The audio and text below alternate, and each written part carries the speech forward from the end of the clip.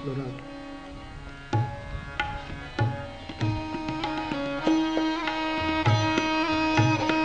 बंद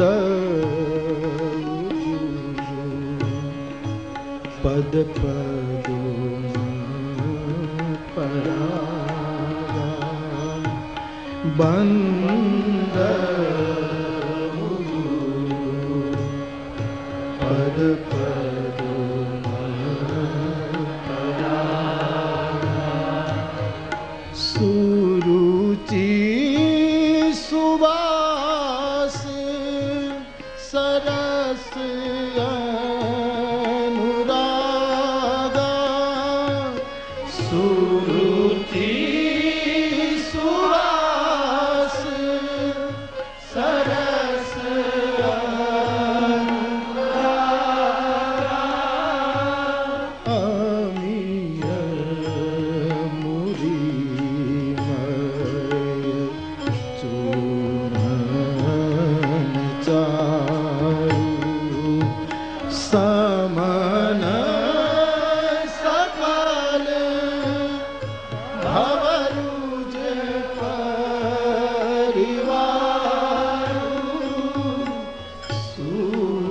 सुप्रीत शंभु तन विमल विभूति मंजूल मंगल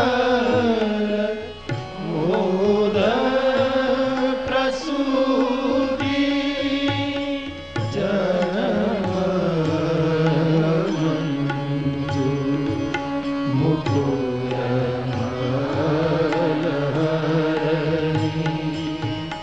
पिए तिलक गुणगान बस करनी श्री गुरुपद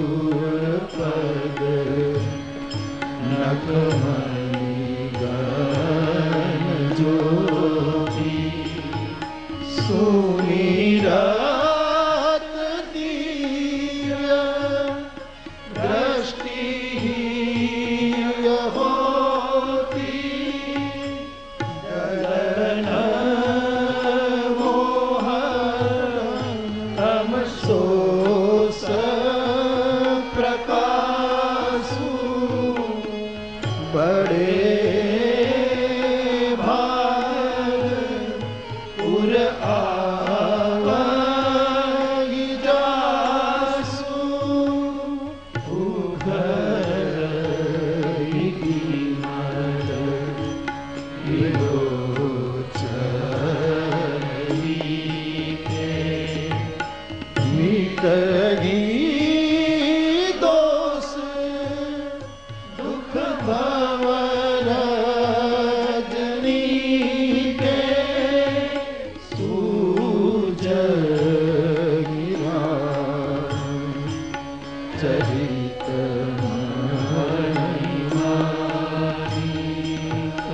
रूपत प्रगट जहाँ जो जेहि खानी गुप्त प्रगट जहाँ जो जेहि खानी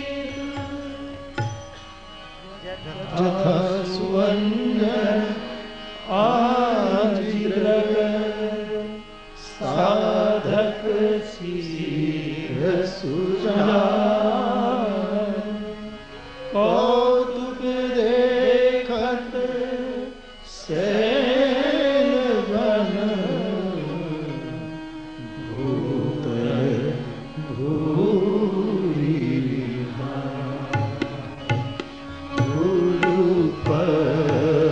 गुरुपरज मृदु मंजूर अंजन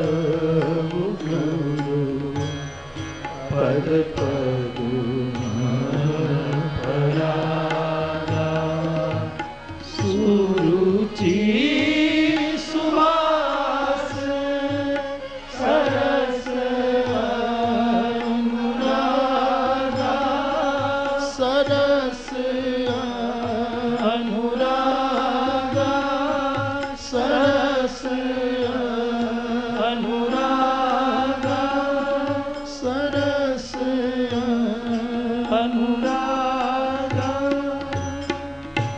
बोलिए हनुमान जी महाराज की।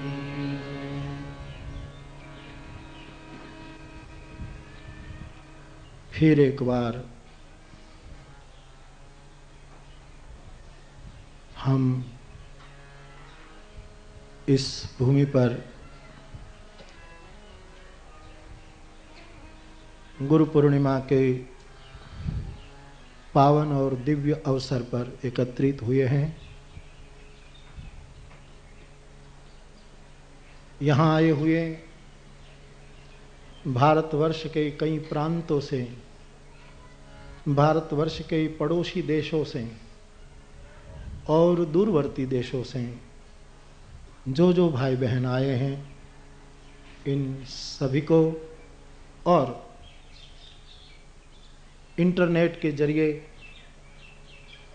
दुनिया में चल रहा, पूरी दुनिया में ये संदेश जा रहा है।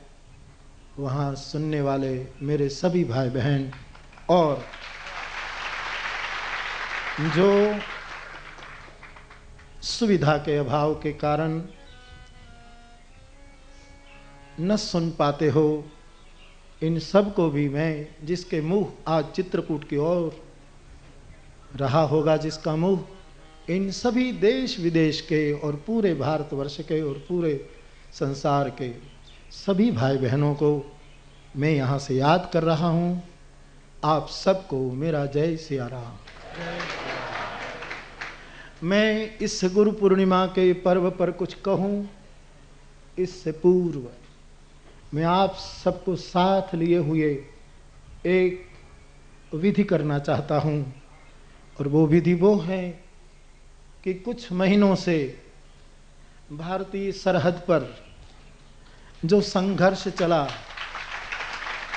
मैं यहाँ से गया अफ्रीका, तब सबको कहता गया कि मुझे खबर करते रहिएगा, यदि युद्ध विराम हुआ, यदि सब ठीक हो गया तो ही हम गुरु पूर्णिमा का उत्सव मनाएंगे, वरना हम परिवार के सदस्य मिलकर पादुका की पूजा कर लेंगे, उत्सव नहीं मनाएंगे।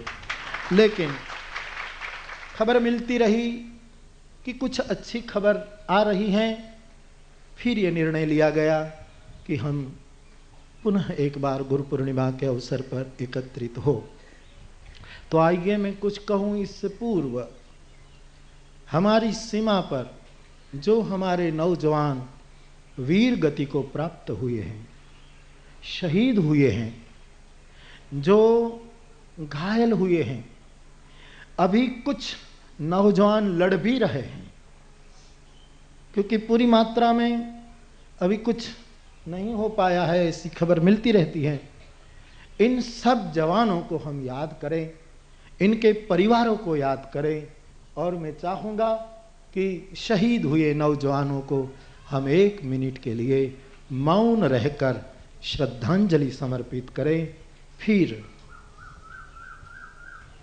मैं तो आपको सबको पता है, किसी कारण बना कि क्या कारण हुआ, क्या योग नहीं बना, वरना मैं स्वयं कारगिल जाने वाला था। मैंने 2 बार ये अपनी बात रखी थी और योजना भी बन रही थी, लेकिन तब तक तो ये सब ठीक हो गया। वरना मैं तो इसी विचार में रहा कि समाधि के पास रहने से भी अधिक है मैं सीमा के पास रहूं, क्योंकि एक साधु के नाते ये मेरा राष्ट्रीय कर्तव्य रहा है।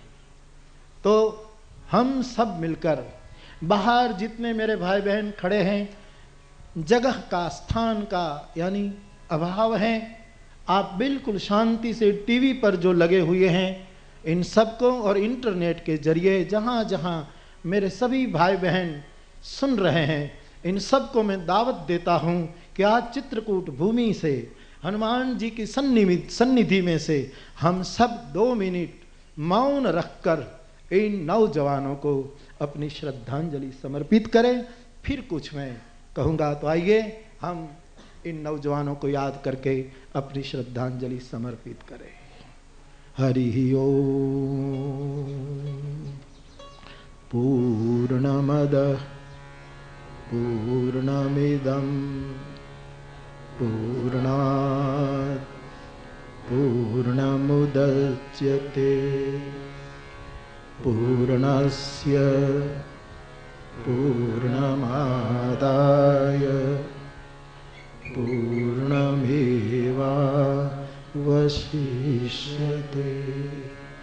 ओम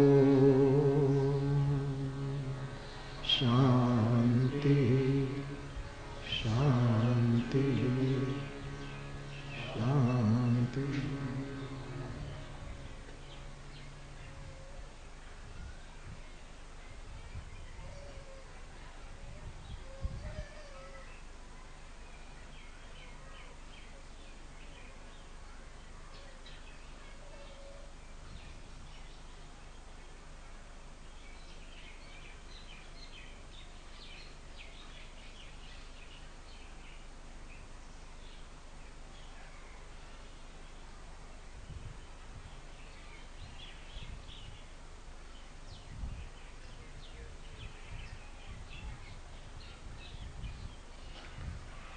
आपदाम् अपहर्तारं दातारं सर्वसंपदां लोकाभिरामं श्रीरामं भूयो भूयो नमाम्यहं। भर्जनं भवबीजानां मर्जनं सुखसंपदां तर्जनं यमदूतानां राम रामेति गर्जनम्। ओम शांति शांति शांति। हम सबकी शहीदों को श्रद्धांजलि और ये वीरों को 100 सलाम, इनके परिवार को भी हमारी सबकी शुभकामनाएं दिल सोचे। तुम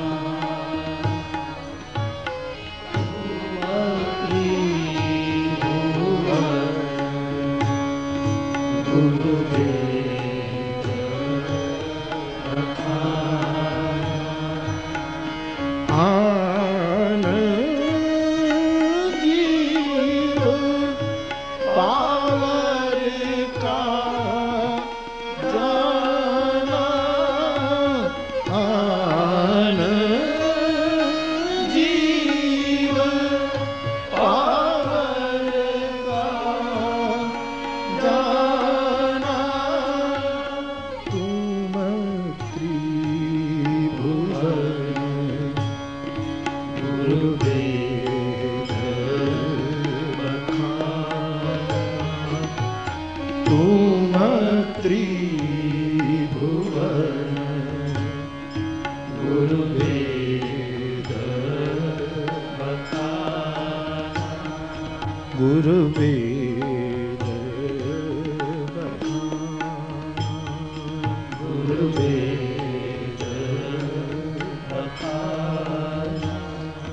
गुरुवेद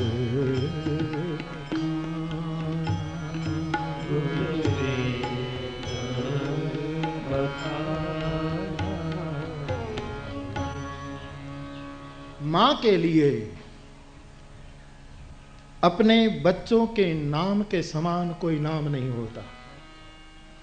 जो नाम रखा हो उसने अपने बेटे बेटियों का, इनके समान कोई दूसरा नाम नहीं होता।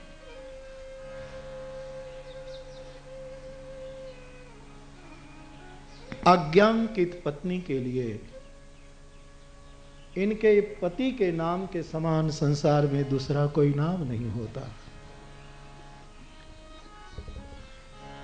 साधक के लिए, भक्त के लिए उनका जो इष्ट हो, उस इष्ट के नाम के समान विश्व में कोई नाम नहीं होता।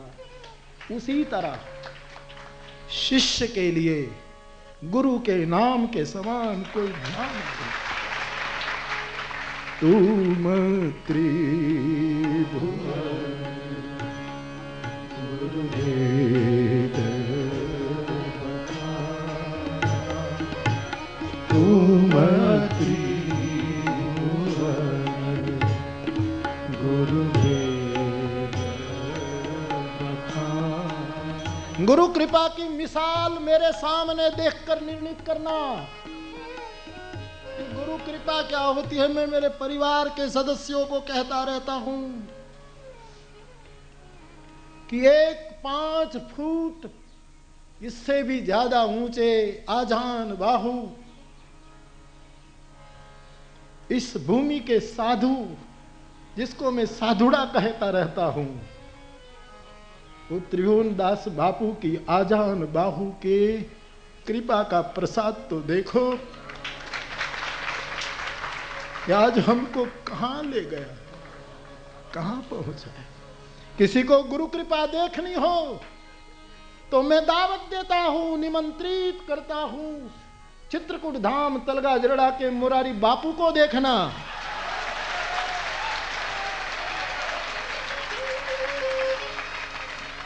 कहां हम थे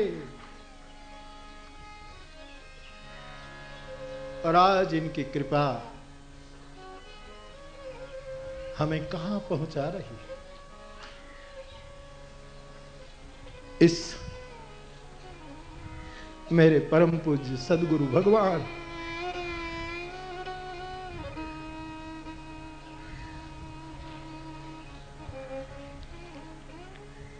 उसकी समाधि को प्रणाम करके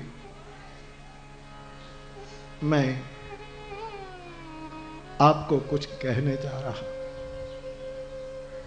आज व्यास पूजा का दिन, व्यास वंदना का दिन, गुरु वंदना का दिन, गुरु पूजा का दिन। कैसे करेंगे गुरु पूजा, कैसे करेंगे गुरु वंदना?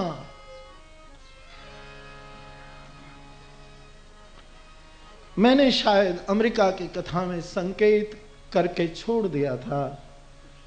उपनिषद में ऋषियों की बोली में आता है कि गुरु वंदना किस तरह की जाए। रुपया देकर, वो तो सबका भाव है, ठीक है। वस्त्र देकर, ठीक है। कोई चीज वस्तु देकर, ठीक है। सबकी अपनी अपनी भावना होती है। लेकिन तपोवन का ऋषि, उपनिषद का मनीषी किस तरह गुरु वंदना की सूचना देता है, मैं आपको उस तपोवनी परंपरा की ओर लिए चलता हूं।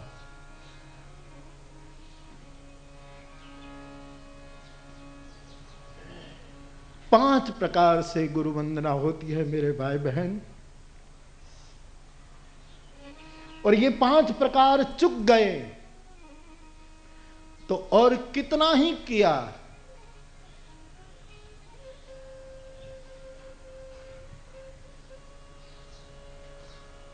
उसका महत्व तो है, लेकिन जितना होना चाहिए इतना नहीं रह पाता। तो उपनिषदकार कहते हैं गुरु वंदना कैसे करें।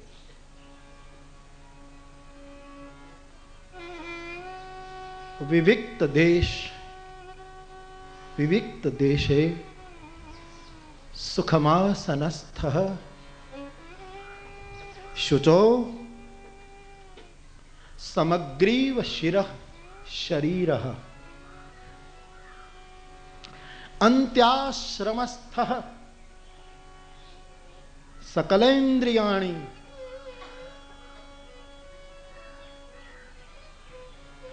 निरुद्ध शिष्य स्वगुरुम प्रणम्य।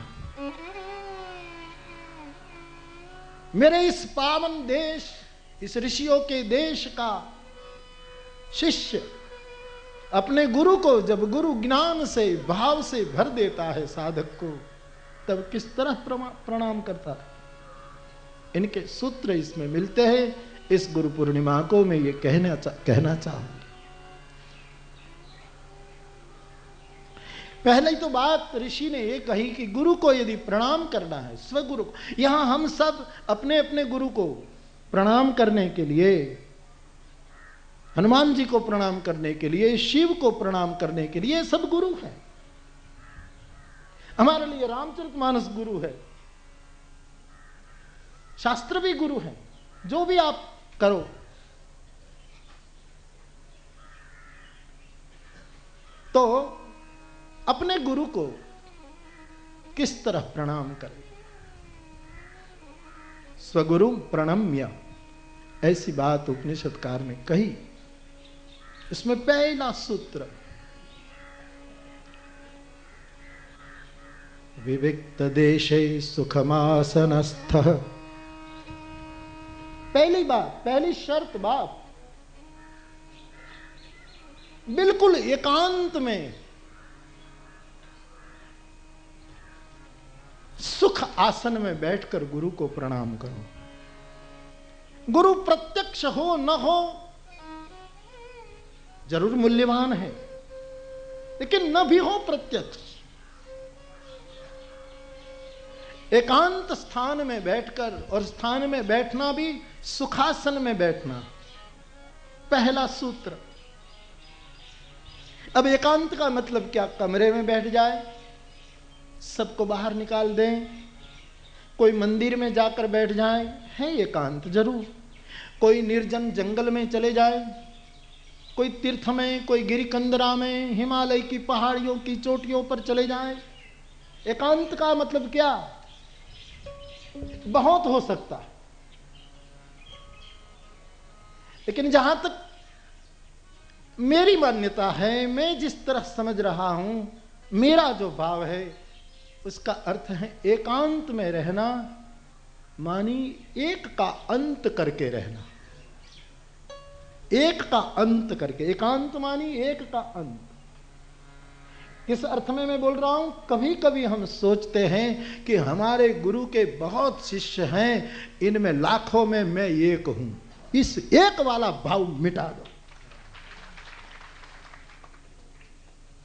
कभी कभी हमको होता है कि हम सेवा करने वाले हजारों में एक है। ये अच्छी बात है, लेकिन ये जो एक पने का भाव कि मैं कुछ हूं, मैं कुछ कर रहा हूं, अच्छी बात है, लेकिन मेरी समझ में एकांत का भाव ये बैठ रहा है कि हमारा ये एक वाला भाव मिट जाए। मैं कुछ नहीं। शास्त्रों में लिखा है, बाप शिष्य कुछ नहीं कर सकता, गुरु के विक्रम से ही शिष्य आगे बढ़ता है। हमारी क्या औकात की हम भजन करें, क्या करें? गुरु विक्रम से ही कुछ हो रहा है। तो एकांत का वो, वैसे उपनिषद में जो कारिकाएं आती हैं, जो भाष्य आते हैं, जो उसकी व्याख्याएं हुई हैं, उनमें से तो बहुत व्याख्याएं हैं और ठीक अर्थ है कि निर्जन प्रदेश में चले जाओ, लेकिन मेरी समझ में यही उतर रहा है कि हमारा एक का जो भाव है कि हम कुछ है, वो अहंकार मिट जाए। फिर कोई विशिष्ट आसन में बैठना है, ये आसन में नहीं, जिस तरह बैठने से हमको सुख मिले उसको सुखासन कहा है। एक प्रकार का आसन, उसका नाम सुखासन नहीं, लेकिन जिस तरह बैठने से हमको सुख मिले वही सुखासन। और सुखासन में मेरे भाई बहन वही बैठ सकता है जो एक का अंत कर देता है। जिसका एकांत नहीं सदा, वो कभी सुखासन में बैठ पाया कभी? तो पहली बात, हम और आप, मैं उपदेश नहीं दे रहा हूं, और आज तो कौन साहस करे, आज तो समाधियों से प्रेरणा पाना है। मैं तो अफ्रीका की अभी कथा, पूरी कथा समस्त विश्व के सदगुरुओं को समर्पित करके आया, जगत की परम चेतनाओं को अर्पण करके आया। हम सब अपने उसी एकांत को साधें और सुखासन में बैठे। जिस तरह हमें सुख मिले, और इसका एक अर्थ है सुख कब मिलेगा। मैं एक कथा से, और कल भी कुछ भाइयों को मैं कह रहा था कि आपको क्या लग रहा है इस बारे में। मैंने बहुत कहा कि वर्तमान में सदैव सुख ही होता है। वर्तमान का स्वभाव है सुखी होना ही। वर्तमान में दुनिया में किसी को दुख हो ही नहीं सकता, क्योंकि वर्तमान सुख की प्रकृति रख रहा है।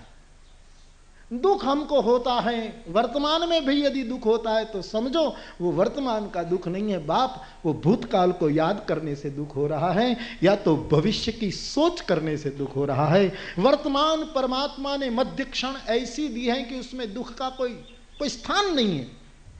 इसलिए मेरे राम जी ने तेहि क्षण राम मध्य धनु तोड़ा, मध्य में से तोड़ा, अहंकार को तोड़ा। सुखासन में रहना है तो अहंकार को तोड़ना पड़ेगा। और सोचिए, माला रखने वाले मेरे भाई बहन में राजी हूं कि हम सब बड़ी बड़ी माला रखते हैं। मैं खुश हूं। मैं तो चाहूं कि सबके हाथ में माला हो जाए। लेकिन ये माला क्या है? मैं कह रहा था कि भगवान राम जी ने शंकर का ये लकड़ी का जो धनुष था, इस धनुष के 2 टुकड़े कर दिए। साधकों ने तो तुलसी के 108 टुकड़े कर दिए। एक 8 टुकड़े, 108 टुकड़े। अहंकार को चूर चूर करने का एक प्रयोग है। 2 हिस्से हो जाए, अहंकार टूट जाए। माला तो 108 टुकड़े। तो एकांत का मतलब है हम सब, हम लाखों में एक हैं, हम शतकों में एक हैं, हम कुछ हैं, इस भाव को विदा करें। और फिर सुखासन में बैठे। ये पहली शर्त, स्वगुरुम प्रणम्य। दूसरी शर्त, पवित्रता, शुचिता, शुचौ, पवित्रता। शिष्य गुरु को किस तरह प्रणाम करे? उपनिषद कहती है पवित्र होकर प्रणाम करे। कोई चीज की जरूरत नहीं, गुरु को पवित्रता समर्पित करे। पवित्रता, भीतरी शुद्धि, बाहरी शुद्धि, वो गुरु को समर्पित करे। इस पवित्रता को लेकर उसको प्रणाम करें हम सब। तीसरा लक्षण बताया है, समग्रीव शिरः शरीरः। 3 वस्तु को सम रखकर प्रणाम करे। गर्दन, ग्रीवा, शीर, मस्तक और पूरा शरीर, तीनों को सम रख करके। शुचौ देशे प्रतिष्ठाप्य स्थिरमासनमात्मनम्। गीता ने कहा कि एक पवित्र जगह पर, बिल्कुल उपनिषद वहीं से गीता तक आया है, समम काय शिरो ग्रीव। गीता ने कहा ग्रीवा, डोक, अपना मस्तक और अपने शरीर को सम रखो। क्या मतलब? योग की बोली में, प्राणायाम की बोली में तो ये सब करना पड़ता है कि एक अच्छे स्थान पर आदमी ठीक से सुखासन में बैठ जाए, पवित्र आसन हो, एकांत हो, उसी अर्थ में उसको लगा दिया जाए। और फिर गर्दन को, शीर को और शरीर को सम रखा जाए। ये तो एक अर्थ है ही। लेकिन गुरु पूर्णिमा के दिन गुरु को प्रणाम करना है, तब ये 3 को सम करने का मतलब क्या है? गिरा को सम करने का मतलब, मस्तक को सम रखने का मतलब, शरीर को सम रखने का मतलब,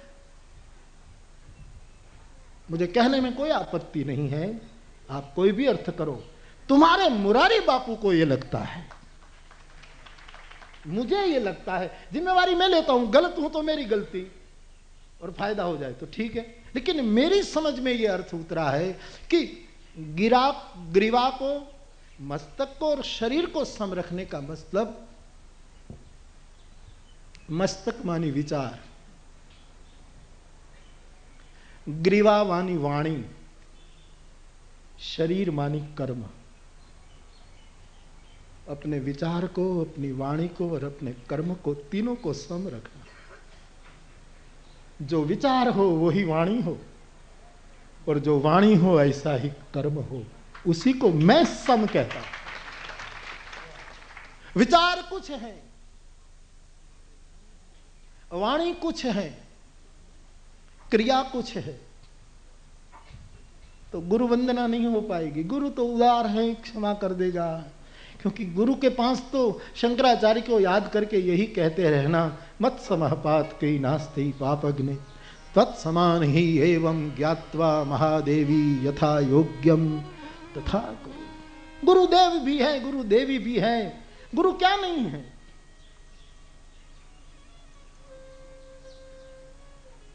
बाप समग्रीव शिरः शरीरः, वाणी विचार और वर्तन सम हो, इसमें विषमता न हो, इसकी श्रृंखला टूटती न हो, कड़ीबद्ध हो, एक सूत्रता हो तीनों में। बहुत कठिन है, बहुत कठिन है। जिन लोगों ने जीवन में सत्य का व्रत लिया है, उसको एक एक शब्द बोलने में बहुत सोचना पड़ता है, जिसने सत्य प्रतिज्ञा ली है। क्योंकि वाणी में कहीं चूक न हो जाए, विचारों में कहीं चूक न हो जाए, वर्तन में कहीं चूक न हो जाए।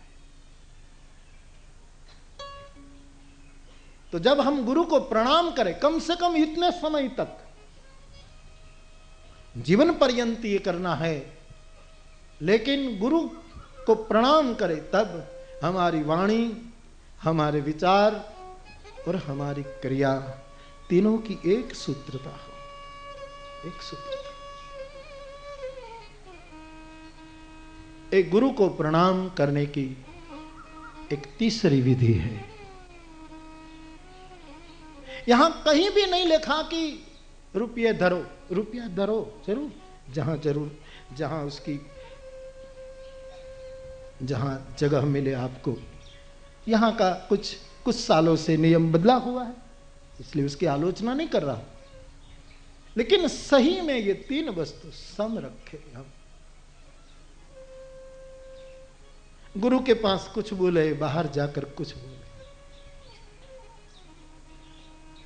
गुरु के अगल बगल में कुछ विचार व्यक्त करे, बाहर जाकर कुछ विचार व्यक्त करे,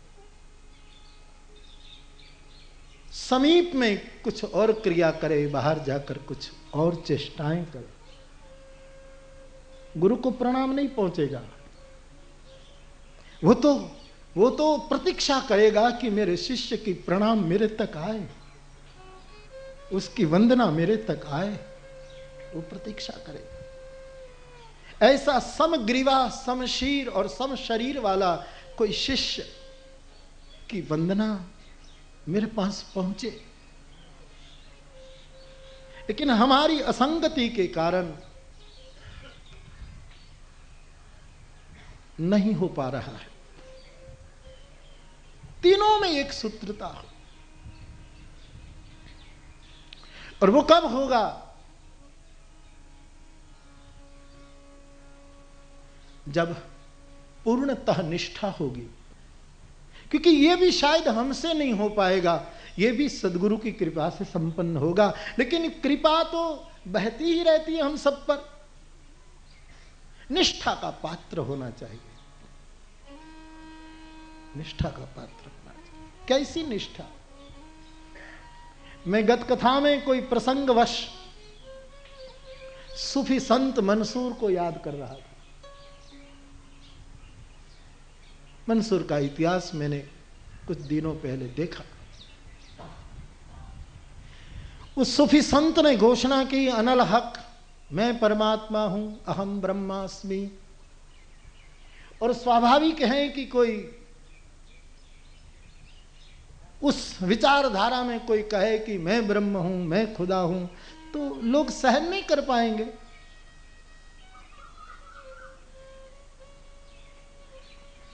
और मंसूर को पकड़ा गया कि तुम ये कहना बंद करो। मंसूर कहे मैं क्या करूं, भीतर से उठता है, मैं करूं क्या, मैं क्या करूं। लेकिन मार देंगे तुम्हें लोग, तो ये मत बोल, तुम्हें बहुत खराब रूप से लोग मारेंगे। हमारी विचारधारा में कोई कह नहीं सकता कि मैं ब्रह्म हूं, तू ये दुस्साहस कर रहा है। सब लोगों ने मिलकर मंसूर के गुरु को प्रार्थना की कि आप अपने शिष्य को समझाओ, प्रतिज्ञा करवाओ कि कभी न बोले अनल हक, मैं ब्रह्म हूं, ऐसा न बोले। मन में रटे, जाहिर करने की क्या जरूरत है। सर कलम होगा, मौत आएगी और इतना एक खूबसूरत महापुरुष इस धरती से विदा हो जाएगा। क्यों ये करता है तू? तो भाई गुरु ने जाकर कहा कि भाई तुझे एक संकल्प करना है, वचन दो। बोले आज्ञा दो। क्या? बोले आज से तुम्हें ये नहीं कहना है कि अनल हक, मैं ब्रह्म हूं, ऐसा तू कभी नहीं बोलेगा। घोषणा मन में रटो, जाहिर में मत बोलना, संकल्प करो। अब गुरु की आज्ञा।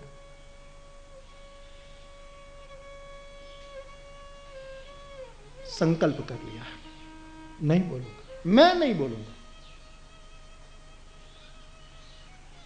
गुरु राजी हो गया कि मेरा शिष्य बच गया, लोगों को भी शांति होगी। ये अकारण झंझट पैदा कर रहा था, खुश हुआ।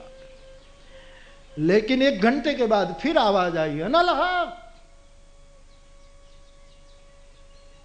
गुरु को किसी ने कहा कि तुम्हारे चेले ने वादा तोड़ दिया, आज्ञा तोड़ दी। बोले हो ही नहीं सकता, मंसूर नहीं तोड़ सकता। बोले तोड़ दिया। गुरु आए, कहा कि भाई तूने मुझे अभी अभी संकल्प किया मेरे पास कि मैं नहीं बोलूंगा। बोले बाबा मैं नहीं बोल रहा हूं, अंदर से दूसरा बोल रहा हूं। मैंने तुमको वचन दिया, मैं बोलूं तो तेरा गुनहगार, लेकिन मैं मिट गया हूं अंदर से। कोई अंदर से धक्का देता है, मैं क्या करूं? वचन मैंने दिया है, अंदर वाले ने वचन नहीं दिया। वो स्वतंत्र है। गुरु ने सोचा कि आदमी मुझसे आगे निकल गया है, मुझे तो थोड़ा डर भी है, इनको तो डर भी नहीं। अब करे भी क्या?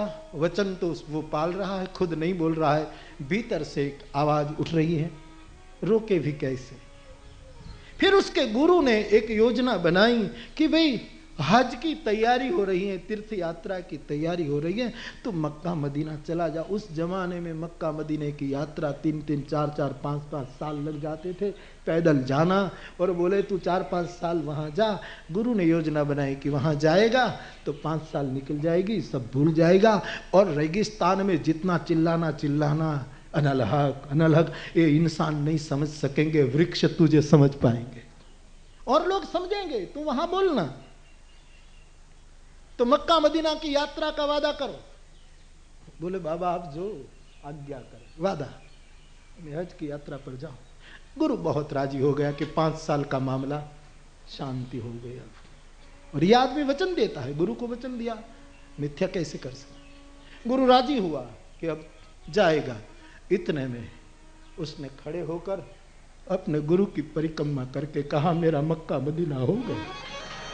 और गुरु मना भी कैसे करता, क्योंकि तू बैठा है और मैं कोई और तीर्थ पर जाऊं तो मेरी निष्ठा में छिद्र पड़ जाए। और गुरु इस सूत्र को कैसे मना कर सकता। देवल जात्रा सूनी जात्रा, गोरखनाथ कहते हैं, देवल जात्रा सूनी जात्रा, तीर्थ जात्रा पाणी, गुरु जात्रा सुफल जात्रा, बोले गोरखवाण। देवल की यात्रा वो तो सुनी यात्रा है, अच्छी है, जाना चाहिए मंदिरों में, तीर्थों में, लेकिन गोरखनाथ ने कहा कि वो सुनी सुनी यात्रा है, इसमें इतना वो नहीं है, उसकी महिमा जरूर है, यात्रा में जाना चाहिए, लेकिन थोड़ी सुनी है, पर्याप्त नहीं है, पूर्ण नहीं है। और तीर्थ यात्रा पानी, तीर्थ की यात्रा में तो पानी है, गंगा है, यमुना है, उसकी बड़ी महिमा है, लेकिन वहां तो प्रवाह पानी के सिवा और क्या तीर्थ है। तो गोरख को पूछा तो फिर कौन सी यात्रा? बोले देवल यात्रा सूनी यात्रा, तीर्थ यात्रा पानी, गुरु यात्रा सुफल यात्रा, बोले गोरखवान। अपने गुरु की यात्रा, और गुरु यानी कोई व्यक्ति के रूप में नहीं मैं कह रहा हूं, ये पूरा अस्तित्व, ये राम कृष्ण शिव शास्त्र, सब गुरु, जिसकी जहां निष्ठा हो।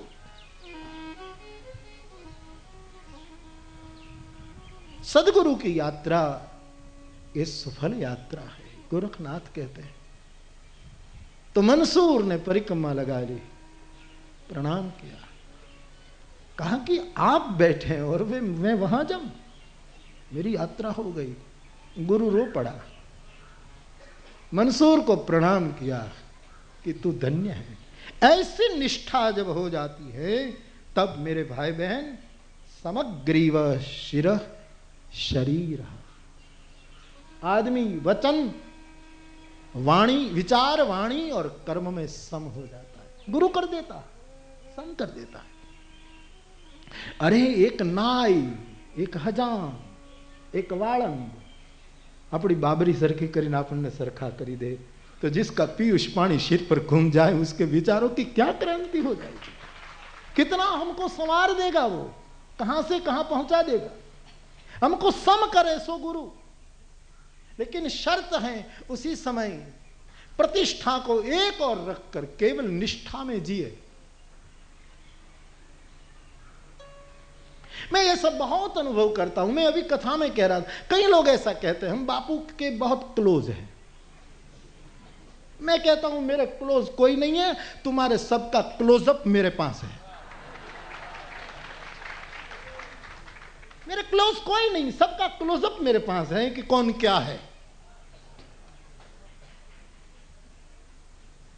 बाप निष्ठा आने पर गुरु का भजन हमको सम करेगा। फिर खराब सोचेंगे तो लगेगा मेरे गुरु ने गाल लाग से, मैं ऐसा झूठ बोलूंगा तो कोई कहेगा फला का शिष्य है, झूठ बोल रहा। मैं बेईमानी करूंगा तो कोई कहेगा कि फला का शिष्य और बेईमानी कर रहा। समग्रीव शिर शरीर, ये तीन की एकता, एक सूत्रता हमें लानी पड़ेगी। हमें इनके लिए गंभीरता से प्रयास करने पड़ेंगे, इसके लिए संकल्पबद्ध होना पड़ेगा।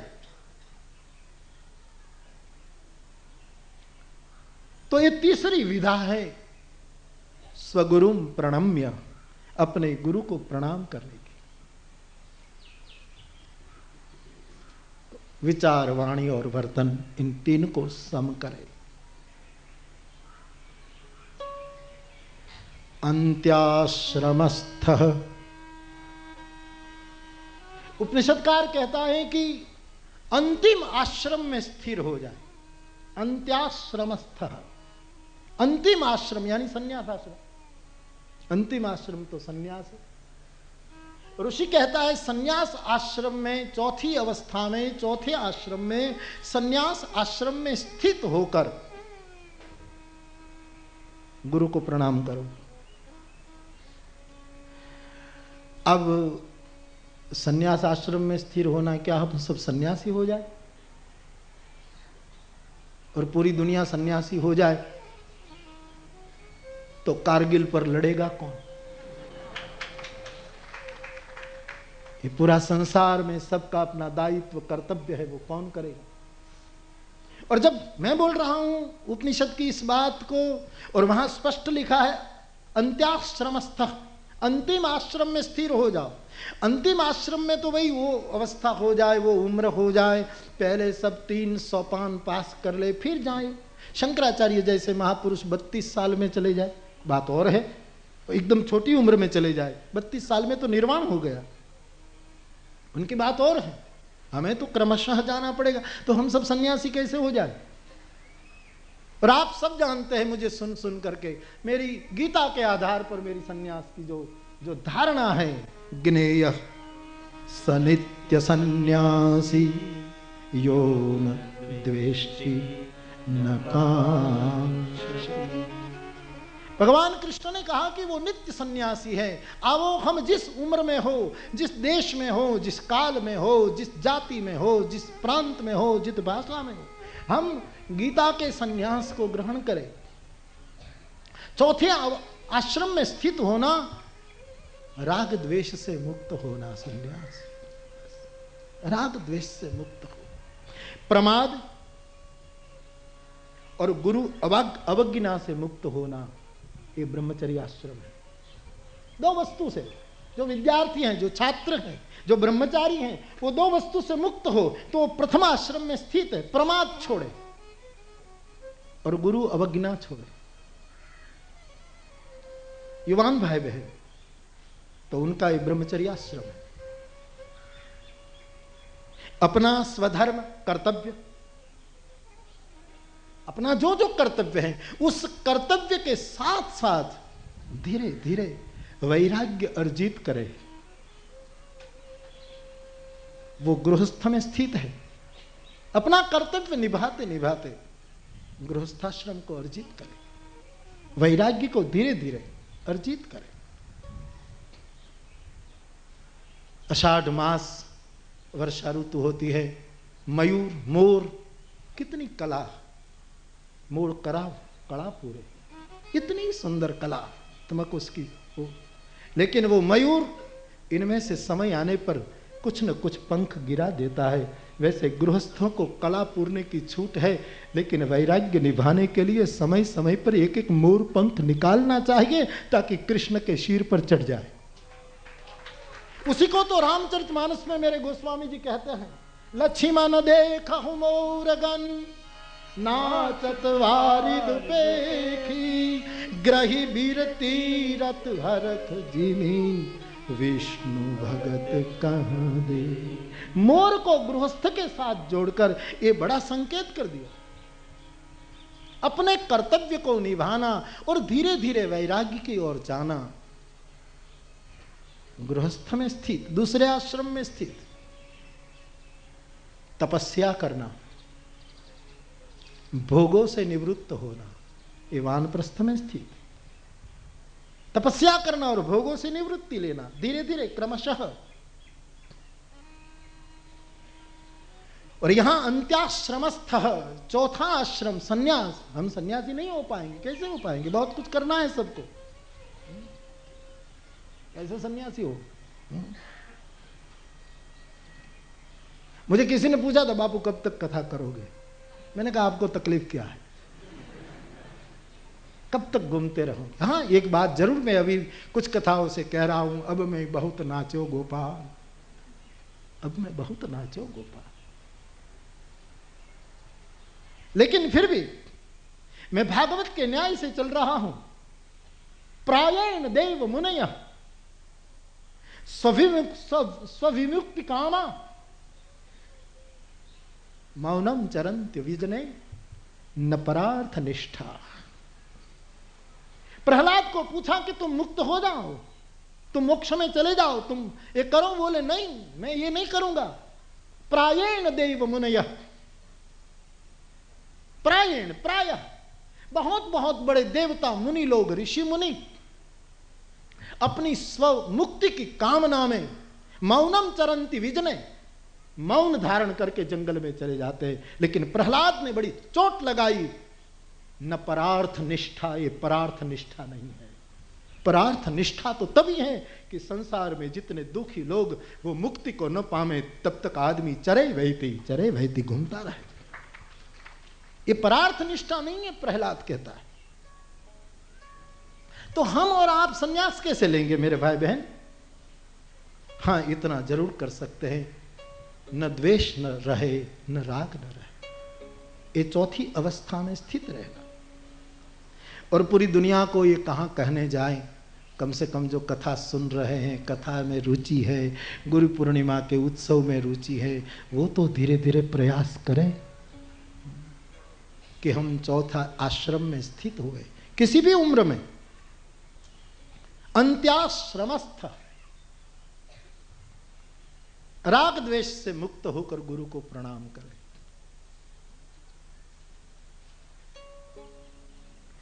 गंदे हाथ से भोजन नहीं किया जाता, भजन कैसे होगा? गंदे हाथ से भोजन नहीं किया जाता, भजन कैसे होगा? हाँ, भजन में सामर्थ्य जरूर है कि वो गंदगी को मिटा दे, लेकिन प्रभु ने अक्ल दी है, प्रभु ने समझ दी है, तो हम इन राग द्वेष वाली वृत्तियों को त्यागें, इससे पर हो।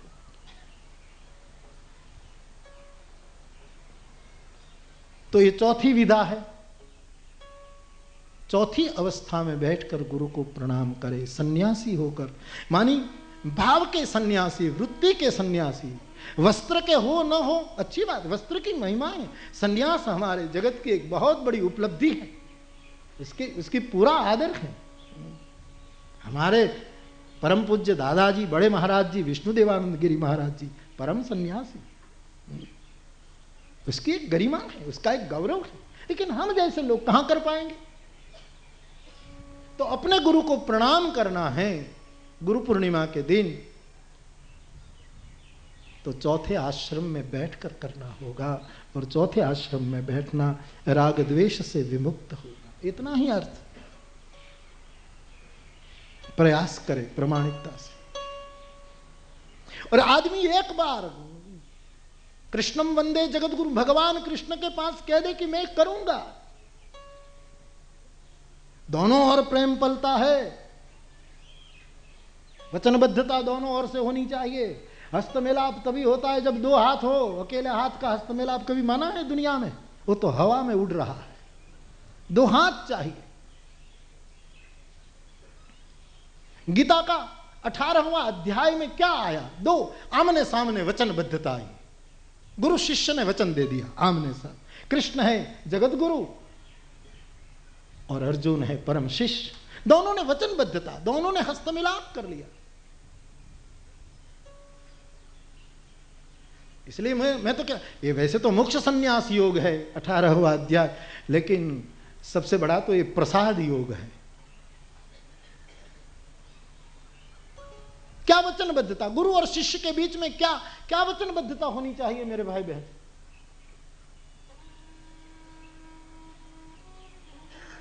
महर्षि पाणिनि जिन्होंने व्याकरण लिखा, इतना बड़ा व्याकरण लिखा, महर्षि पाणिनि ने शिष्यों के कुछ विभाग बताए हैं कि शिष्य, खटवांग शिष्य, एक शिष्य का परिचय उसने दिया, खटवांग शिष्य। खटवांग मानी चार पाए पर खाटला ऊपर सूतो रहना शिष्य, प्रमादी, आलसी। बहुत सुंदर उसने वर्गीकरण, उसमें एक शिष्य का वर्गीकरण करते हुए कहा तीर्थकाक, तीर्थ का कौवा जैसा शिष्य, कभी इस तीर्थ में गया, कभी इस तीर्थ में गया, कभी इस तीर्थ में गया, कभी इस तीर्थ में गया, जैसे कौवा उड़ता रहता है। शिष्यों का वर्गीकरण, जिसका भटकाव है, जो अभी स्थिर नहीं हो पाया, भटक रहा है, कभी यहां कभी यहां कभी यहां, कभी यहां से जूठन खाई, कभी यहां से जूठन खाई, उसको पाणिनि व्याकरणाचार्य कहते तीर्थकाक, तीर्थ का कौवा।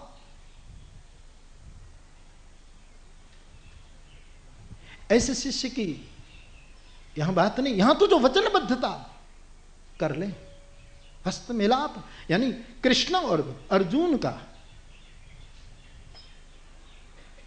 और उसमें पहला वचन गुरु देता है गीता में, शिष्य के ऊपर नहीं डाला, पहला गुरु ने उदारता। अहम त्वा सर्व पापेभ्यो मोक्षयिष्यामि मां शुचर। ये पहला वचन सदगुरु की ओर से। अर्जुन, मैं तुझे वचन देता हूं, ला हाथ, कौल देता हूं, वादा करता हूं कि मैं तुझे समस्त पापों से मुक्त कर दूंगा। ये मेरा वचन। अब कृष्ण का वचन, ये महाभारत का कृष्ण नहीं बोल रहा है, बीच वाली गीता का कृष्ण बोल रहा है।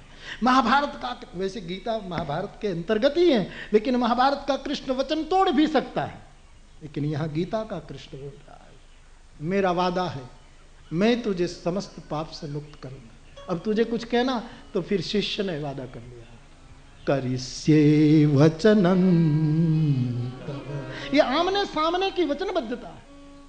आप मेरे समस्त पापों से मुझे मुक्त कर देंगे तो मैं वादा करता हूं, आप जो कहेंगे सो मैं करूंगा।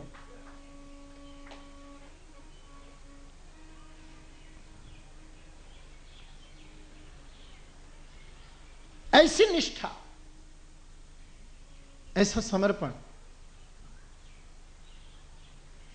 दासबोध में समर्थ स्वामी रामदास जी महाराज ने, अरे एकनाथ जी महाराज भी कहते हैं कि मरा हुआ गुरु और रोता हुआ शिष्य, इनका कोई मूल्य नहीं।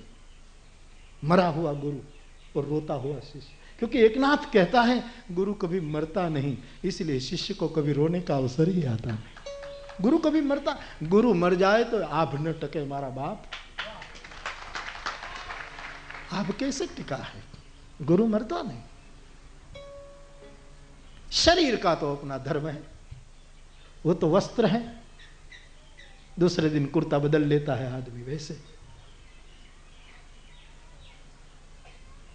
दासबोध में समर्थ स्वामी रामदास जी महाराज ने कहा कि निष्ठावान शिष्य का समर्पण 3 प्रकार का होना चाहिए।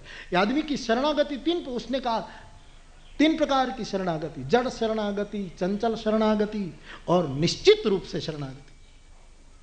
जड़ शरणागति वो है, स्वामी रामदास जी कहते हैं कि जो कहे परमात्मा से, अपने गुरु से, अपने सदगुरु से कि मेरे पास जो है वो सब आपका है। नाथ सकल संपदा तुम्हारी, नाथ सकल संपदा तुम्हारी, मैं सेवक समेत सूत नारी, मैं सेवक समेत सूत नारी। समर्थ कहते हैं कि मेरे पास जो है हे प्रभु ये तेरा, लेकिन वो जड़ शरणागति है। फिर उसके बाद की शरणागति दासबोध में बखाना कि शिष्य भगवान को कह दे, साधक भगवान को कह दे कि मैं स्वयं तुम्हारा, मैं तुम्हारा, मैं को बचाकर मेरी बातें सब देना वो पर्याप्त नहीं है, मैं भी तुम्हारा। लेकिन कहते हैं वो भी पूरा नहीं। आखिर में शिष्य निर्णायक रूप में शरणागति लेता है, तब कहता है कि मैं और मेरा यहां है ही नहीं, यहां तो ब्रह्म लटका करे ब्रह्म पास है, यहां तो और कुछ है ही नहीं। तो बाप इस तरह का प्रभु के साथ वादा साधक का, मैं तेरा वचन पालूंगा। प्रभु कहे मैं तुझे पापों से मुक्त करूंगा। पहले भगवान की ओर से वचनबद्धता, फिर साधक की ओर से। तो इस तरह हम वंदना करें गुरु पूर्णिमा को, गुरुओं को, गुरुजनों को। सकलेंद्रियां, समस्त इंद्रियों को निरोध करके स्वगुरुम प्रणम्य। आखिर में उपनिषदकार ने कहा कि अपनी समस्त इंद्रियों को निरोध करके, करने का मतलब अपनी समस्त इंद्रियों की ऊर्जा को सही दिशा में मोड़ करके। जैसे बहुत बड़ी नदी बह रही है, कोई एक बांध बांध देता है और फिर उसमें से कैनाल निकाल करके वैरान भूमि को, रेगिस्तान को हरा भरा कर दें। उसी तरह हमारी इंद्रियों में जो जोश है उसको निरोध करके, उसकी ऊर्जा को रोक करके उसको सही रूप में उसको मोड़ दें। हाथ को काटना नहीं है, हाथ को कृष्ण कर्म में प्रेरित करना। पैरों को काटना, इंद्रियों को काटना नहीं है, वो जड़ता है। लेकिन उसको, इस ऊर्जा को सही दिशा में, गुरु को वंदन कैसे किया जाए, साधक ये संकल्प करे, हम सब ये संकल्प करें कि हमारी इंद्रियों की शक्ति को हम धीरे धीरे मोड़ें और अपने गुरु को प्रणाम करें। तो गुरु पूर्णिमा ये गुरु वंदना का दिन है बाप।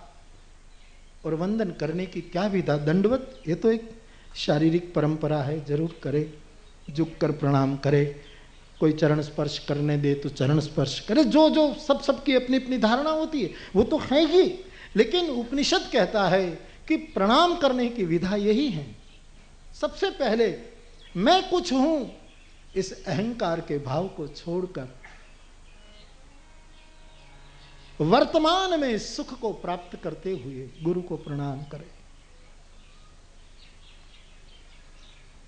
कोई अपने गुरु के पास जाकर ये कहे कि बाप जी आपकी कृपा से मेरा भजन बढ़ा और मैं हर प्रकार से सुखी हूं, इससे ज्यादा गुरु को कौन सी भेंट हो सकती है? इससे और क्या? कोई साधक जाकर अपने गुरु को कहे कि बाबा कुछ सालों से, कुछ महीनों से भीतरी वैराग बढ़ रहा, परिवार को पता नहीं लगने देता, लेकिन भीतर से वैराग आ रहा है, इससे ज्यादा गुरु पूर्णिमा की भेंट क्या हो सकती है? कोई जाकर अपने गुरु को कहे कि इतनी साल तक मैं झूठ बोला, आपके नाम को बदनाम किया, अब मैंने संकल्प किया है कि मैं असत्य नहीं बोलूंगा, इससे ज्यादा गुरु को कौन सी भेंट हो सकती है? मैं शास्त्र का स्वाध्याय करते करते शास्त्र को आत्मसात करूंगा, मानस गीता को, इससे ज्यादा गुरु पूर्णिमा की भेंट क्या हो सकती है?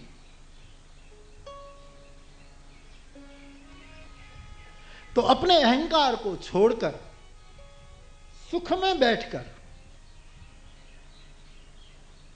अपने को जितना होश में रहकर पवित्र कर पाए, पवित्र रहकर वाणी, विचार और वर्तन को सम करके चौथे आश्रम में स्थित होकर वाणी राग द्वेष से मुक्त होकर और अपनी इंद्रियों की ऊर्जा को सत्कर्म में प्रेरित करके, उसको रोक करके, थक जाएंगे, रोकना पड़ेगा, आदमी थक जाएगा, कहां तक दौड़ेगा? रावण जैसा रावण थक गया, शक्ति कम नहीं थी इस आदमी में, रावण की कुछ बलिहारी है, आदमी में शक्ति कम नहीं, संपत्ति कम नहीं, समझ कम नहीं, सामर्थ्य कम नहीं, रावण में कौन सी कमी थी? एक ही प्रमाण है कि जिसको मारने के लिए राम को उनके नगर तक जाना पड़ा, वो आदमी कितना समर्थ रहा होगा, लेकिन थक गया। कदा नीलिंप निर्जरी निकुंज कोटरे वसन विमुक्त दुर्मति मंजुली वहन। कदा नीलिंप निर्जरी निकुंज कोटरे वसन विमुक्त दुर्मति। थक गया आदमी, श्रमित हो गया, महादेव को तांडव करते करते कहने लगा, हिमालय में कहे कैलाशवासी, मैं कब कोई निर्जन प्रदेश में गुफा में जाकर मेरी दुर्मति को छोड़कर मेरे हाथ और मस्तक तेरे चरणों में रख करके शिव शिव कब उच्चारूंगा? ऐसा मौका कब आएगा? ऐसा अवसर कब आएगा? आदमी थक जाएगा, कभी न कभी तो उसको ये करना पड़ेगा। हम भी धीरे धीरे समझ के साथ अपने ऊर्जा को अच्छी दिशा में मोड़ करके अपने गुरु को गुरु पूर्णिमा के दिन प्रणाम करें। तो मेरे भाई बहन, गुरु वंदना के लिए मेरे मन में इस बार जो सूत्र उठे उपनिषद के आधार पर, वो यही है। आओ हम और आप सब अपने गुरुजनों के, अपने गुरु के चरण में यही भाव बनाए कि कहीं गुरु के पास हमारा अहंकार न उठे, हमारी ऊर्जा उनकी कृपा से सही दिशा में चले, इसी वस्त्र में, इसी अवस्था में हमारा संन्यास हो जाए।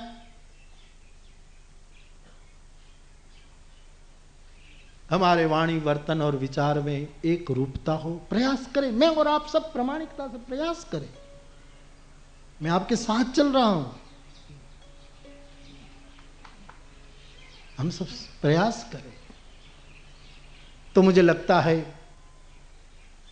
ये जो सद्गुरु लोग चेतना के रूप में इस अस्तित्व में घूम रहे हैं, वो बहुत प्रसन्न होंगे, बहुत राजी होंगे। तो इस बार की गुरु पूर्णिमा के दिन मुझे ये कुछ आपको स्मरण में आया, सो कहना था। देश विदेश में बैठे मेरे सभी भाई बहन, फिर एक बार मैं याद कर रहा हूं, आप इतनी श्रद्धा लेकर के यहां आते हैं। मैंने तो कई बार स्पष्ट किया कि हम तो यहां गुरु पूर्णिमा मनाते हैं क्योंकि ये भूमि सदगुरु की भूमि है मेरे लिए, इसलिए हम तो दादाजी को पूजने के लिए उत्सव मना रहे थे। फिर आप जुड़ते गए और ये यात्रा बहुत बढ़ती गई।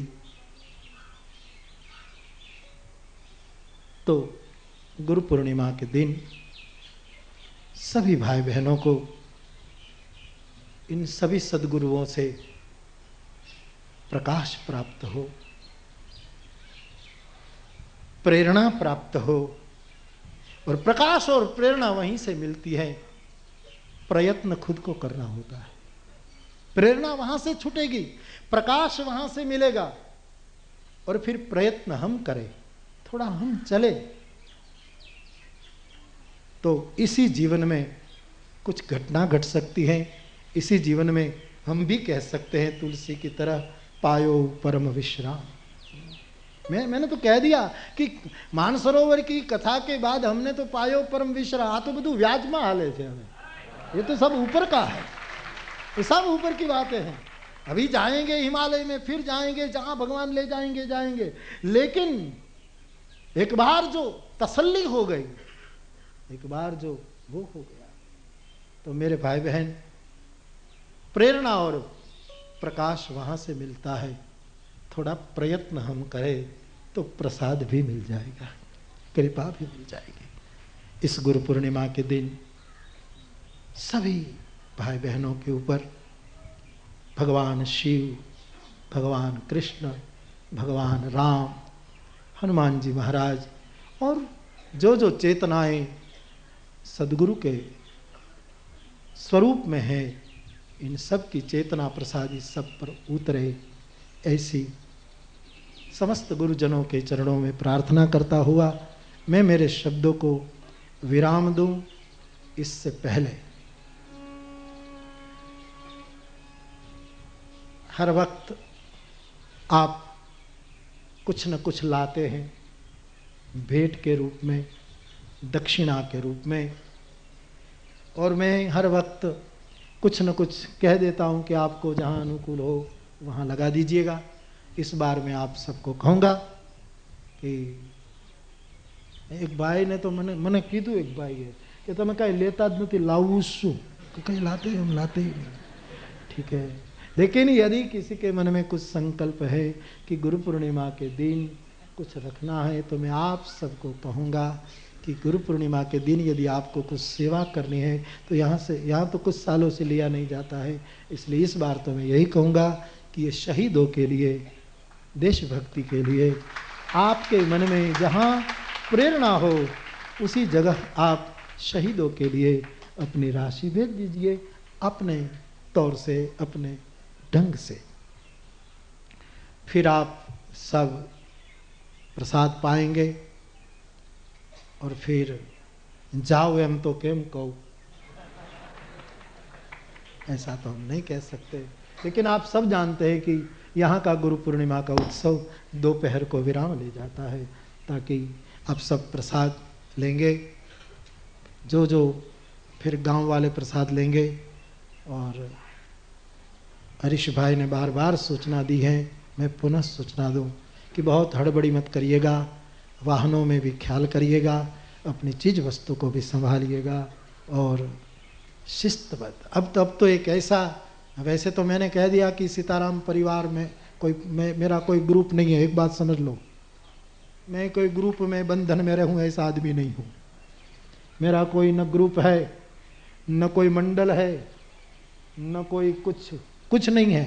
ये सीताराम परिवार आदि कुछ नाम ये व्यवस्था के लिए कोई दे दे तो दे दे, बाकी मैं आकाश में घूमने वाला आदमी हूँ।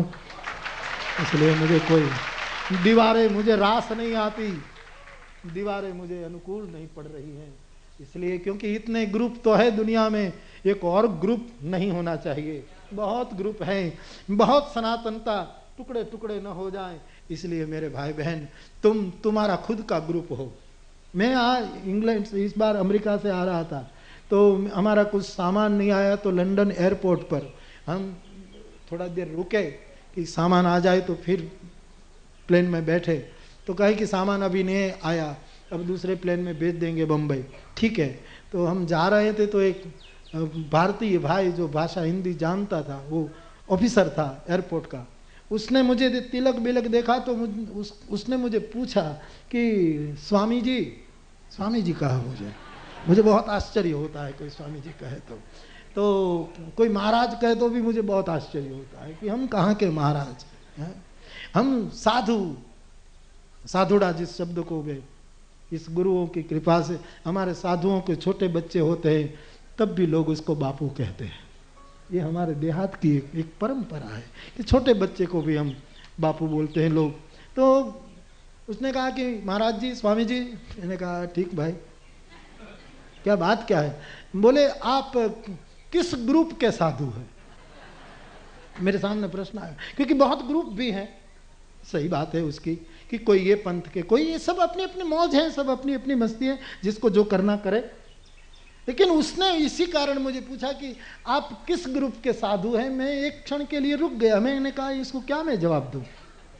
लेकिन उसने कहा कि आप कौन ग्रुप के साधु, आपका ग्रुप क्या? मैंने कहा मेरा वो ग्रुप है, वो ग्रुप का ब्लड सब जगह चलता है। मेरा वो ग्रुप है, जीरो है या तो पूर्ण ग्रुप है, वो ग्रुप है हमारा कोई ग्रुप नहीं, केवल वो ग्रुप, जीरो ग्रुप है। एक के पास आ जाए वो शून्य तो 10 कर दे, 2 के पास आ जाए तो 20 कर दे, 3 के पास आ जाए तो 30 कर दे। हमारा कोई ग्रुप है नहीं। हमारे नाम से कोई ग्रुप की बात करें तो कभी मानना भी नहीं। हमारा कोई ग्रुप है नहीं, बस केवल मैं और मेरी रामायण काफी है, मंजिल तय हो गई। अब क्या चाहिए? आप भी अपना दिया। मैं फिर वो शेर दोहराऊं, वो सूफी की पंक्तियां दोहराऊं जो मुझे बहुत प्रिय है कि हम फकीरों से जो चाहे वो दुआ ले जाएं। हम फकीरों से जो चाहे वो दुआ ले जाएं, फिर खुदा जाने हवा जाने किधर ले जाएं। ये तो मशाल जली है, हम अपना दिया जला ले वहीं से और अपने प्रकाश में फिर गति करें। वहां से अपनी हमारी एक रोशनी हम वहां से प्राप्त कर ले। तो मेरे भाई बहन, आप सब भी एकांतिक साधना करें, बस वो ग्रुप में आ जाए। वो ग्रुप का पासा दूसरा ग्रुप न हो जाए, मतलब वो यानी बिल्कुल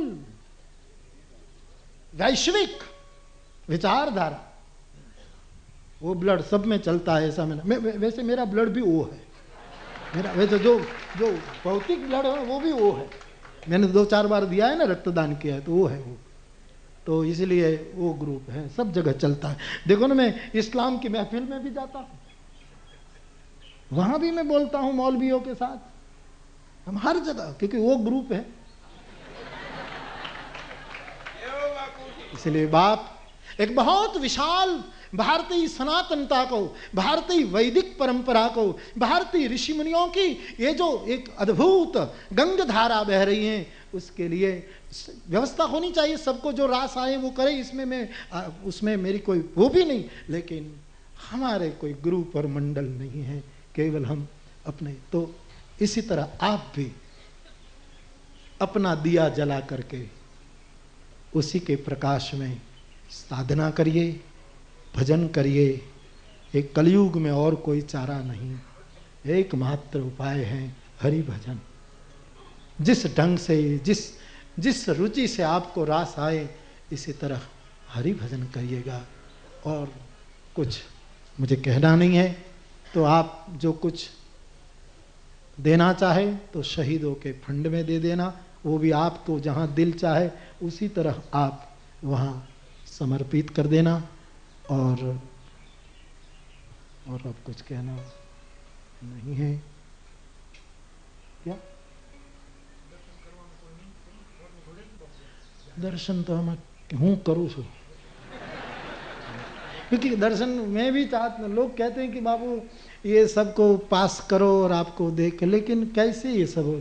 आप जितने यहाँ इतने बाहर खड़े हैं, इधर उधर उधर सबको, और ये सबको पास करना और सबको मिलना बड़ा मुश्किल है। मैं समझता हूँ कि आपको अधूरा लगता है कि हम निकट से नहीं जा पाए, लेकिन ये संभव नहीं है कि किस तरह, क्योंकि यहाँ मैं बैठूं मुझे तो कोई आपत्ति नहीं, लेकिन कैसे ये व्यवस्था हो पाएगी, इसीलिए नहीं हो पाएगी। आप मेरी बात से सहमत है ना? बस बात पूरी देखिए।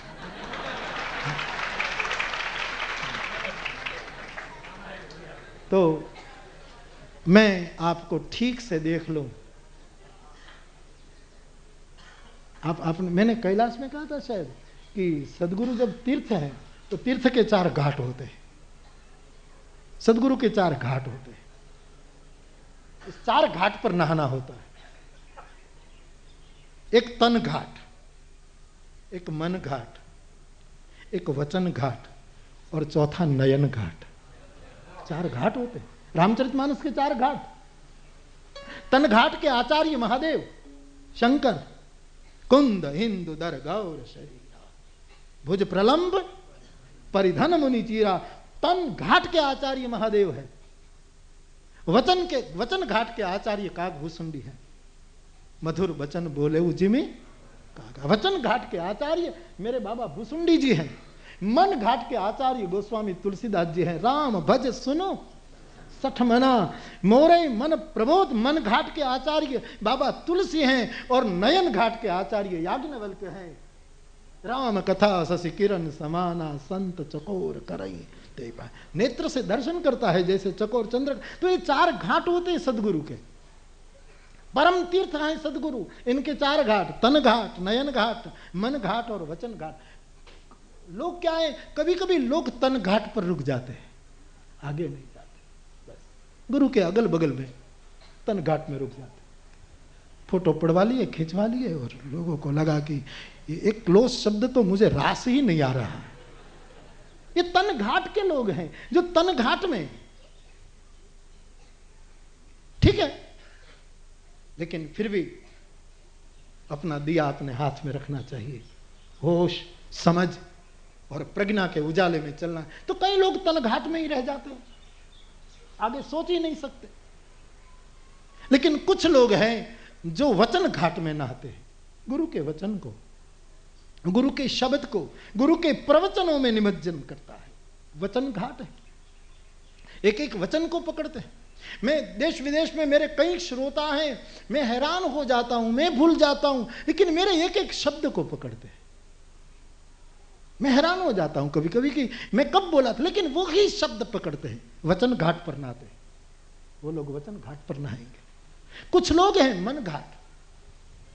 अपने गुरु के मन में क्या विचार है, अपने गुरु के मन की विचारधारा क्या है, अपने गुरु के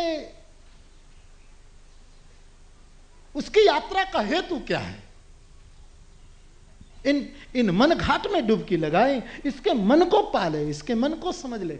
वो मन घाट में स्नान करते हैं। और कुछ लोग हैं जो नयन घाट में स्नान करते हैं। नयन घाट मानी गुरु का जीवन दर्शन, जीवन दृष्टि, उसमें नहाएंगे।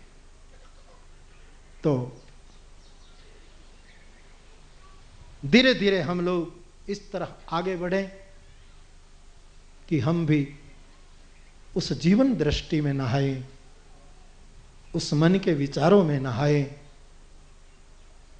इसलिए और निकट और व्यवस्था होती तो मैं जरूर बैठता, मुझे तो कोई आपत्ति नहीं, मुझे कोई काम नहीं है।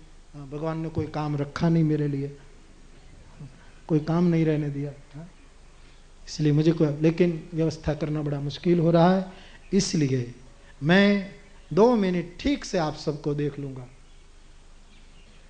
फिर इस दिव्य महोत्सव को हम विराम देंगे। लेकिन इससे पूर्व 1-2 मिनट के लिए भगवान नाम का आश्रय करेंगे। आप सब ऐसे ही बैठे रहें, हरि नाम का आश्रय करके फिर मैं अंत में आपको सूचना दूंगा। तो आइए 2 मिनट के लिए हरे राम राम राम सीता, हरे राम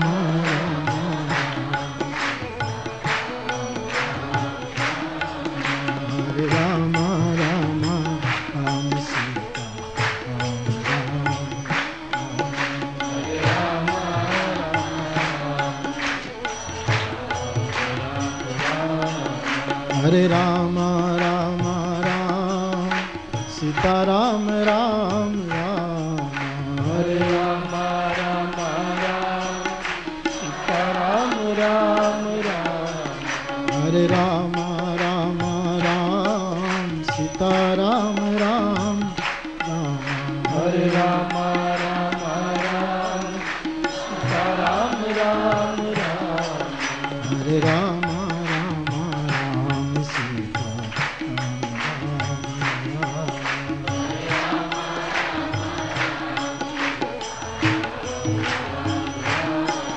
हरे राम राम राम हरे राम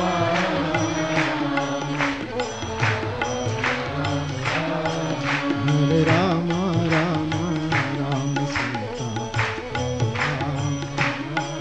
हरे राम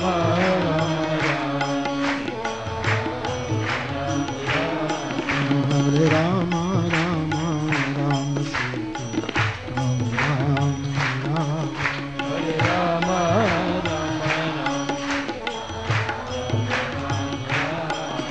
हरे राम राम राम सीता हरे राम राम राम हरे राम राम राम सीता हरे राम हरे राम राम राम सीता हरे राम राम राम सीता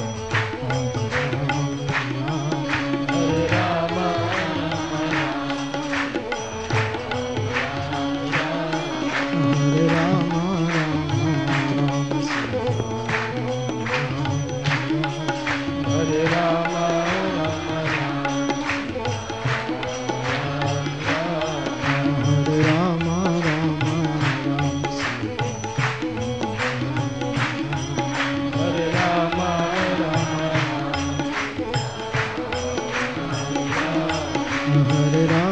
राम।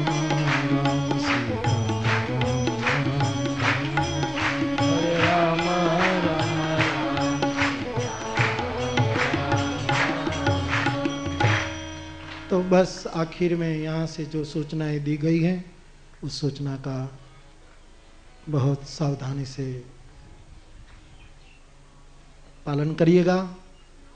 और पुनः एक बार आप सबके लिए परमात्मा के चरणों में मेरी प्रार्थना, हनुमान जी के चरणों में मेरी प्रार्थना कि उसके प्रकाश और उसकी प्रेरणा में हम सब प्रयत्नशील हो,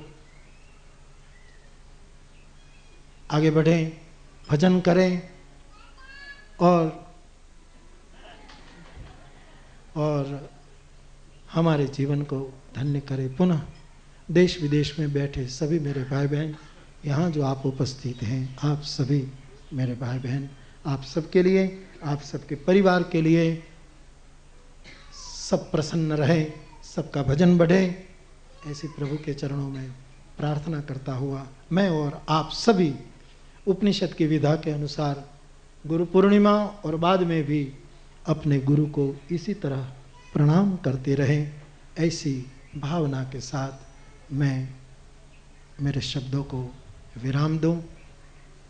अब तो गुरु पूर्णिमा मिलेनियम में गुरु पूर्णिमा आएगी। अब जो 20वीं सदी जो, और मैंने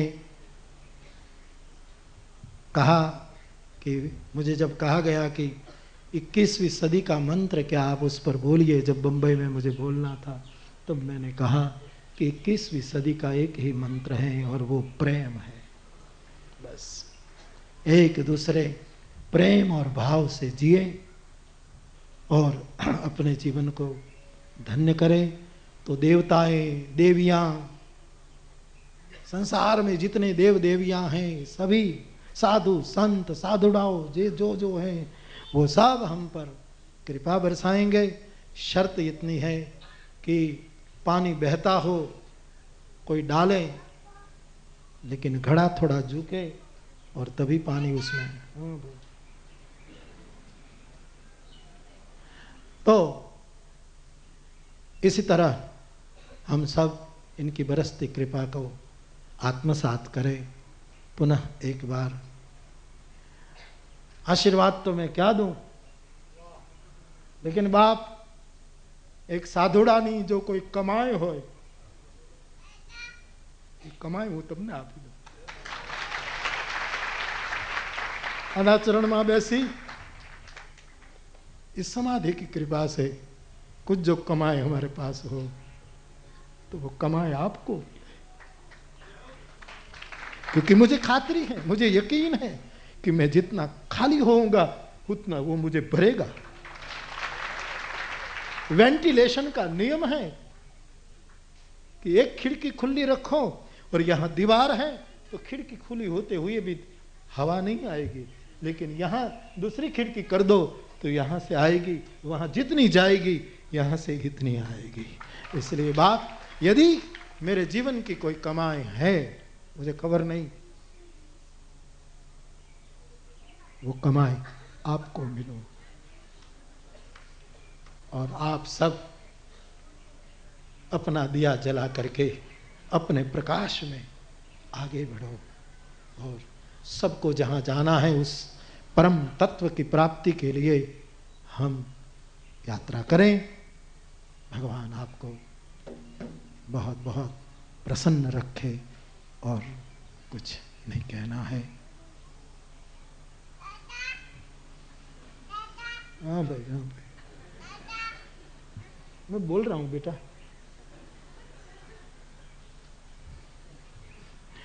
तो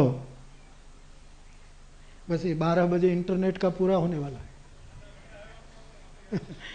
ठीक है, गयु तो खरू ना बधु આપણે બ્રહ્મા નથી ને? हाँ ठीक है, नहीं बस अब बस enough for this Guru Purnima.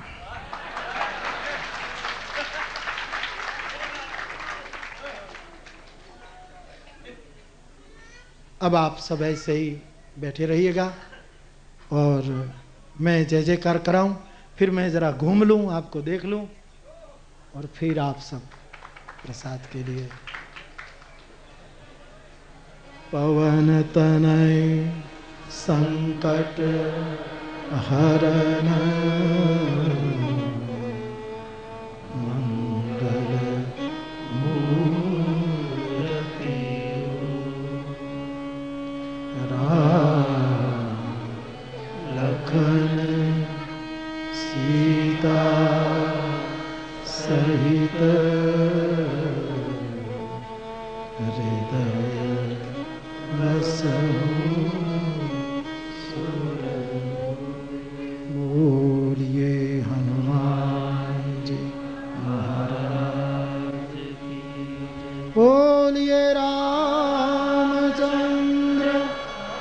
भगवान की, श्री बाल कृष्ण भगवान की, सद्गुरु भगवान की। ओ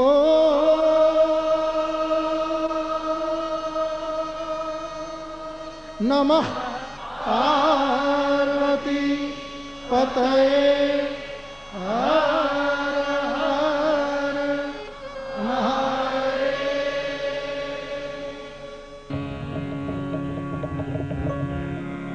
गुरु पद पंकज पूजता,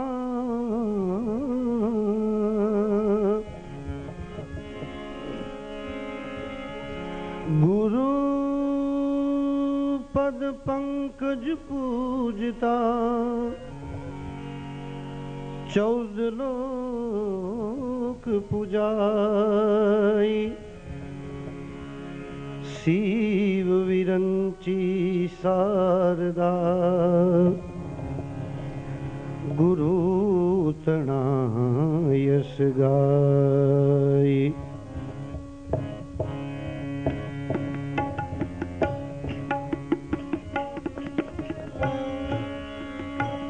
ए आज मारे आनंद लीलावर ताणी, ए मारी बेनी